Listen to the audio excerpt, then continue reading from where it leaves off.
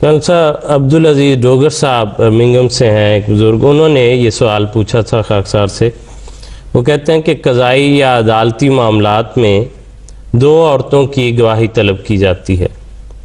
لیکن اگر ان دونوں عورتوں کی گواہی میں باہم فرق ہو یا اختلاف ہو تو پھر ان میں سے کس کی گواہی قبول کی جائے گی یا فیصلہ کس طرح سے ہوگا؟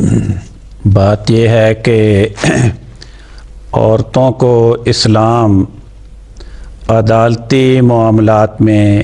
جانے کی حوصلہ افزائی نہیں کرتا۔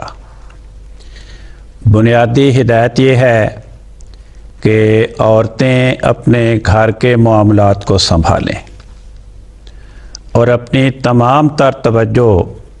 گھریلو معاملات کی ادائیگی میں صرف کریں، لیکن اگر بامر مجبوری کسی کام کے لیے صرف عورتوں کی گواہی میسر ہو تو اس کی بھی اسلام اجازت دیتا ہے۔ لیکن مالی معاملات کیونکہ بالعموم ان کا تعلق مردوں کے ساتھ ہوتا ہے، تو قرآن کریم نے یہ بیان فرمایا کہ اگر مالی معاملات میں تنازع آن پڑے تو دو مرد گواہ اگر میسر نہ ہوں تو ایک مرد اور دوسری عورت جو گواہی دے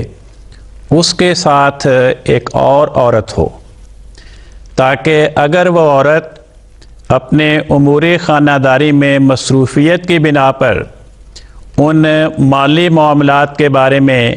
گواہی دیتے ہوئے اس کو بعد بھول جائے تو دوسری اسے یاد کرا دے۔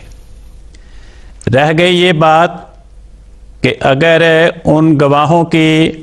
گواہی میں اختلاف پیدا ہو جائے، باہم ان کے بیانات میں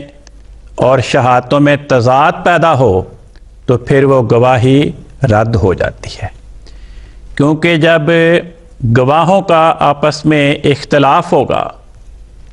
تو اس گواہی کو رد کیا جائے گا، پھر جو دیگر قرائن ہوں گے